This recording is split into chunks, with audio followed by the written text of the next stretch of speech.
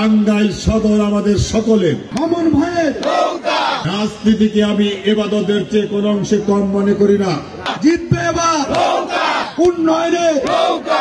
উন্নয়নের নামে কোটি কয়েক লোক লুটপাট করে খাবে এমন পরিবেশ আমরা দেখতে চাই না।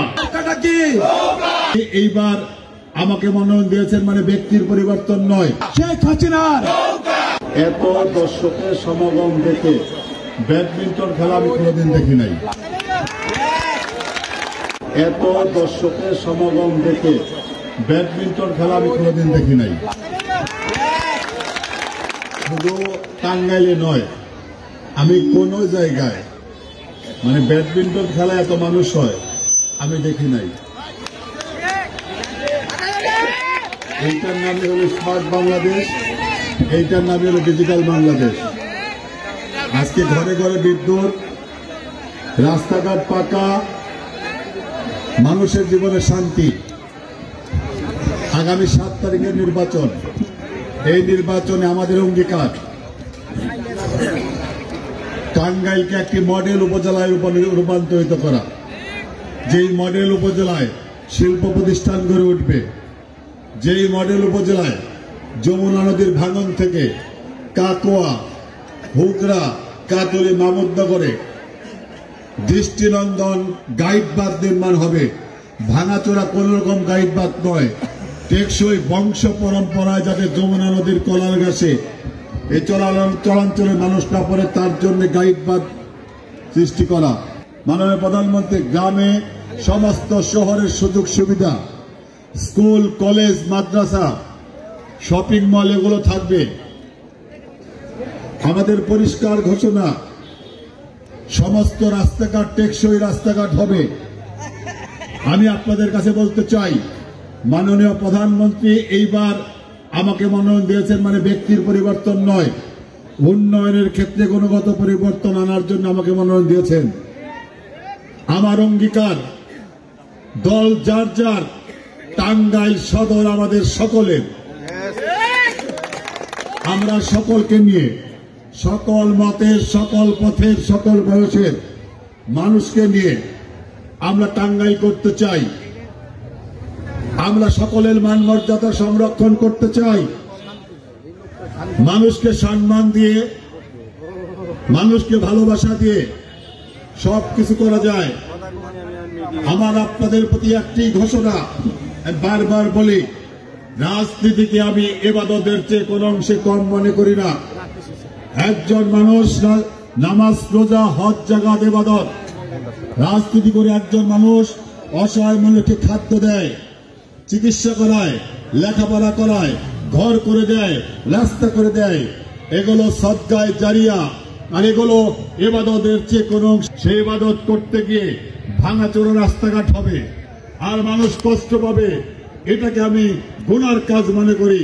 আর তাই মনে করে বেড়ানোয়ার ব্রিজের মতো ব্রিজ ভেঙে পড়বে, কাতলি নদীর ব্রিজ ভেঙে পড়বে, আর উন্নয়নের নামে কোটি কয়েক লোক লুটপাট করে খাবে এমন পরিবেশ আমরা দেখতে চাই না।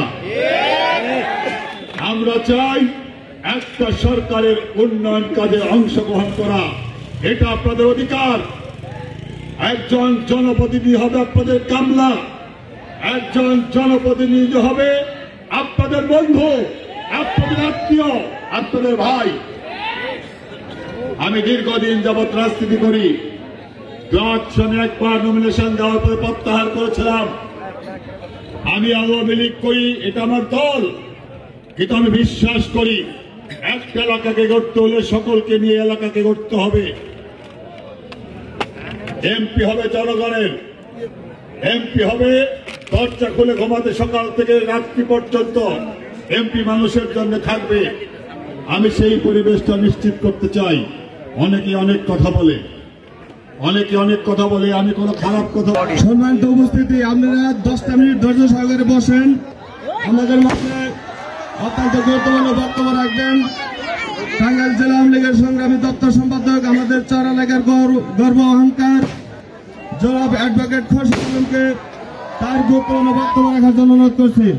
আগামী 7 তারিখে প্রত্যাখ্যান করে টাঙ্গাইলের সর্বস্তরের মানুষ নৌকার প্রতীকে ভোট দিয়ে শেখ হাসিনার উন্নয়ন যাত্রায় শরিক হবেন, এই আবেদন রেখে নৌকার জয় হবে এই ইউনিয়নে এই আশাবাদ ব্যক্ত করতে চাই। কি ভাইয়েরা, আমরা কি জিতবো? থেকে নির্বাচিত উপজেলা চেয়ারম্যান ইঞ্জিনিয়ার মাহমুদুল হাসান মারুফ উপস্থিত আছেন। যুব সমাজের অহংকার টাঙ্গাইল জেলা আওয়ামী যুবলীগের সম্মানিত সাধারণ সম্পাদক আবু সাহেব তালুকদার বিপ্লব। মঞ্চ উপবিষ্ট আছেন টাঙ্গাইল জেলা স্বেচ্ছাসেবক লীগের সহসভাপতি, টাঙ্গাইল সদর উপজেলা আওয়ামী লীগের অন্যতম সদস্য প্রয়াত আব্দুর রশিদ লেবু, সাবেক উপজেলা চেয়ারম্যান টাঙ্গাইল সদরের সুযোগ্য সন্তান নাজমুল হাসান। উপস্থিত অত্র এলাকার মুরব্বিয়ান, এই আয়োজকবৃন্দ এবং যে দুটি দল আজকে খেলায় অংশগ্রহণ করছেন সেই চৌকস খেলোয়াড়বৃন্দ এবং খেলোয়াড়দের সাথে যারা আসছেন ব্যবস্থাপনায়, সকলের প্রতি আমার আন্তরিক শ্রদ্ধা সালাম। এই যে উন্নয়ন, এই উন্নয়নকে আমরা আরো এগিয়ে নিয়ে যেতে চাই।